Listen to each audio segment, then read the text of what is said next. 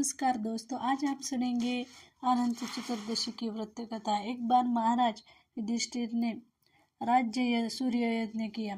उस समय यज्ञ मंडप का निर्माण सुंदर तो था ही, अद्भुत भी था। वह यज्ञ मंडप इतना मनोरम था कि जल व थल तथा स्थल में जल की भांति प्रतीत होती थी। बहुत सावधानी करने पर भी बहुत से व्यक्ति उस अद्भुत मंडप में धोखा खा जा चुके थे। एक बार कहीं से टहलते दुर्योधन भी उस यज्ञ मंडप में आ गए और एक तालाब को स्थल समझ उसमें गिर गए। द्रौपदी ने यह देखकर अंधों की संतान आंधी कहकर उनका अपमान किया। इससे दुर्योधन चिढ़ गया। यह बात उसके हृदय में बाण समान लग गई। उसके मन में द्वेष उत्पन्न हो गया और उसने पांडवों से बदला लेने की ठान ली। उसके मस्तिष्क में उस अपमान का बदला लेने के लिए विचार उपजत हो गया।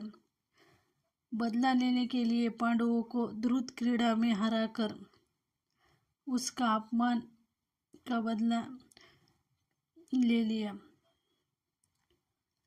पांडवों को जुए में पराजित कर दिया। पराजित होने पर प्रतिज्ञानुसार पांडवों को 12 वर्ष वनवास भोगना पड़ा। वन में रहते हुए पांडव अनेक कष्ट सहते रहे। एक दिन भगवान कृष्ण जब मिलने आए तब युधिष्ठिर ने उनसे अपना दुख कहा और दुख दूर करने का उपाय पूछा। तब श्री कृष्ण ने कहा कि हे युधिष्ठिर, तुम विधिपूर्वक अनंत भगवान का व्रत करो। इससे तुम्हारा सारा संकट दूर हो जाएगा और तुम्हारा खोया राज्य पुनः प्राप्त हो जाएगा। प्राचीन काल में सुमत नाम का एक तपस्वी ब्राह्मण था।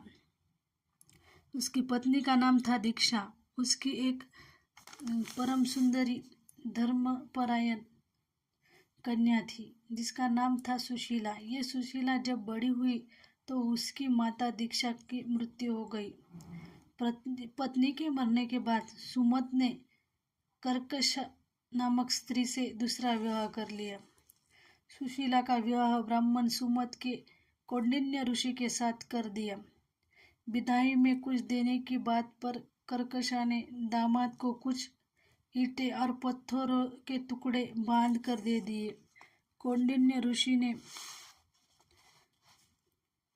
अपनी पत्नी को लेकर अपने आश्रम की ओर चले गए, परंतु रास्ते में ही रात हो गई। वे नदी पर संध्या करने लगे।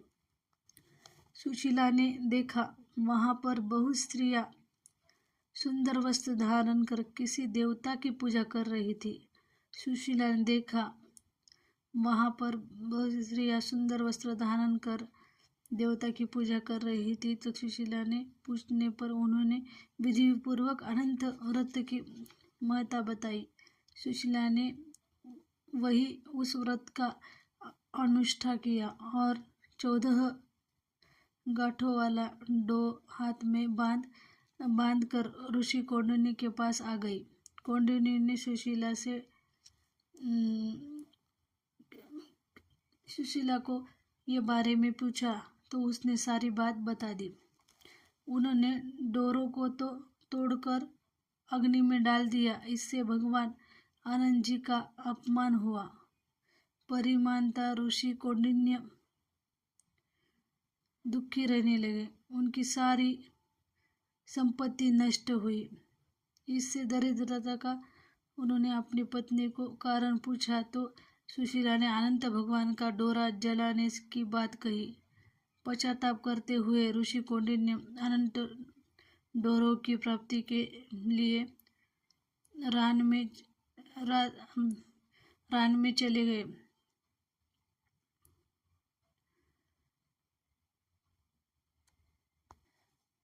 वन में कई दिनों की प्राप्ति के लिए वन में चले गए। वन में कई दिनों तक भटकते भटकते निराश होकर एक दिन भूमि पर गिर पड़े।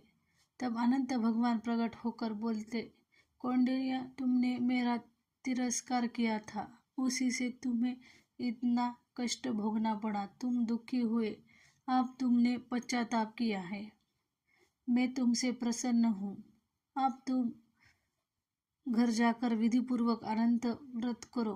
14 वर्ष पर्यंत व्रत करने से तुम्हारा दुख दूर हो जाएगा, तुम धन धान्य से संपन्न हो जाओगे। कौंडिन्य ने वैसा ही किया और उन्हें सारे क्लेश से मुक्ति मिल गई। श्री कृष्ण की आज्ञा से युधिष्ठिर ने भी अनंत भगवान का व्रत किया, जिसके प्रभाव से पांडव महाभारत के युद्ध में विजयी हुए थे तथा चिरकाल तक राज्य